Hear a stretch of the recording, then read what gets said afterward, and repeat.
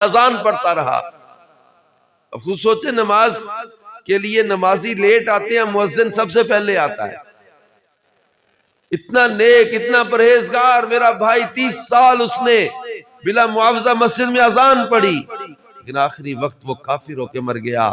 دوسرا بھائی اس نے بھی عرصہ دراز تک مسجد میں بلا معاوضہ اذان پڑھی، آخری وقت آیا تو وہ بھی کافر ہو کے مر گیا۔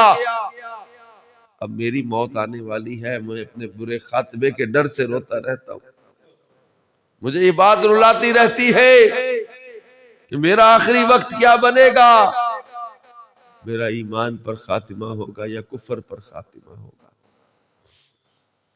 حضرت سفیان ثوری نے پوچھا، آخر اتنے نیک و پرہیزگار بھائی تھے تیرے، کوئی تو تیرے سامنے غلطی آئی ہوگی ان کی؟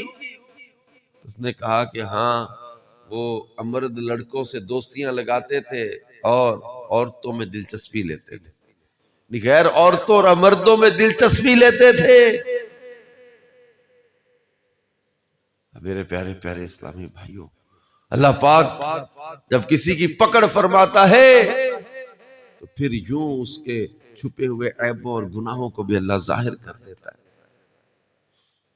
حضرت فضیل ابن عیاض رحمت اللہ علیہ کا ایک بڑا ہونہار، بڑا قابل شاگرد تھا، بڑا آپ کے قریب آ گیا تھا۔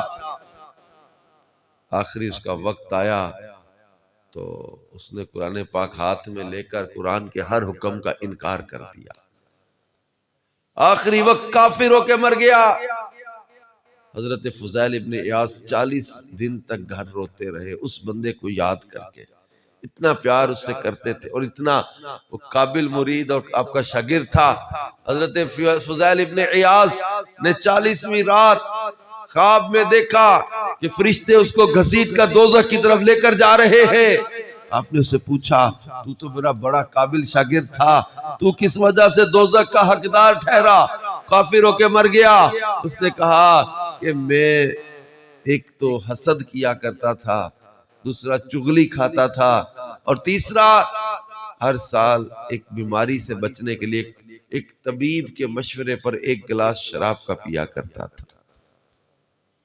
اللہ پاک نے اسی پر اس کی پکڑ فرمائی اور آخر میں وہ کافر ہو کے مر گیا۔ تو میرے پیارے اسلامی بھائیوں، ایمان بڑی نعمت ہے، اللہ پاک نے انمول خزانہ ہمیں عطا کیا ہے ایمان کی صورت میں۔ اس پر کبھی بھی کسی بھی صورت میں کمپرومائز کرنا یا کمزور ہو جانا یا ایمان کا سودا کر دینا، یہ کہیں بھی زیب نہیں دیتا۔ اللہ پاک کے آخری نبی صلی اللہ علیہ وسلم نے ایسی دعائیں سکھائی ہوئی ہیں، ایمان کی حفاظت جس میں مانگی جاتی ہے۔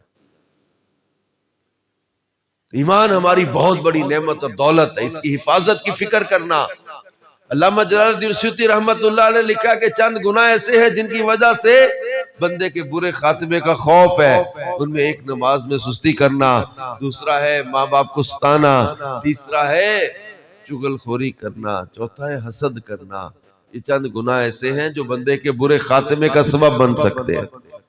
اذان کے دوران دنیا کی باتیں کرنا، حج فرض ہونے کے باوجود حج ادا نہ کرنا، اس طرح کی کئی چیزیں جن میں روایتوں میں جب برے خاتمے کے خوف کا ذکر کیا گیا ہے۔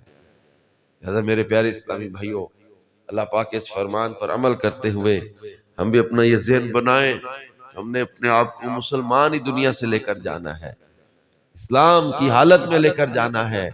ایک بار عید کا چاند دیکھ رہے تھے لوگ، خوشی ہوتی ہے، عید کا چاند نظر آتا ہے، لوگ کہتے کل عید ہے، کل عید ہے۔ حضور غوث پاک سے شیخ عبد القادر جیلانی رحمت اللہ تعالی علیہ یہ کہنے لگے، لوگ کہہ رہے ہیں کل عید ہے، کل عید ہے، مگر میں تو اس دن کو عید کہوں گا جس دن اپنا ایمان سلامت لے جانے میں کامیاب ہو گیا۔ اس بات کے لیے فکر مند رہتے تھے کہ کہیں میرا ایمان سلب نہ کر لیا جائے۔ بلعم بن باعورہ بہت بڑا ولی تھا، مستجاب الدعوات تھا، لوگ اس سے دعائیں کرواتے تھے، بہت بلند اس کا رتبہ تھا، زمین پر بیٹھا لوح محفوظ کو دیکھ لیتا تھا۔ 12,000 قلم دوات اس کی مجلس واعظ میں ہوا کرتے تھے۔ بلحم بن باعورہ کا بڑا نام تھا، عبادت میں بڑا نام تھا، لیکن بیوی کے کہنے پر مال کے لالچ میں آ کر حضرت موسیٰ کے خلاف بد دعا کرنے کے لیے پہاڑ پہ چڑھنے لگا۔ کئی بار اس کی سواری نے اس کو روکا لیکن باز نہ آیا، پھر وہاں جا کر اپنی طرف سے حضرت موسیٰ کے خلاف دعا کر رہا ہے، زبان سے نکلتا کچھ اور ہے، اپنے لیے ہی بد دعا کرتا جا رہا ہے۔ لوگوں نے کہا تو اپنے لیے بد دعا کر رہا ہے، یہ مستجاب الدعوات تھا، جو دعا کرتا تھا پوری ہوتی تھی۔ لوگوں نے کہا کہ حضرت موسیٰ کے خلاف دعا کر، ان کو شکست ہو جائے۔ پہلے تو ماننا نہ، پھر لالچ میں آ کے مان گیا۔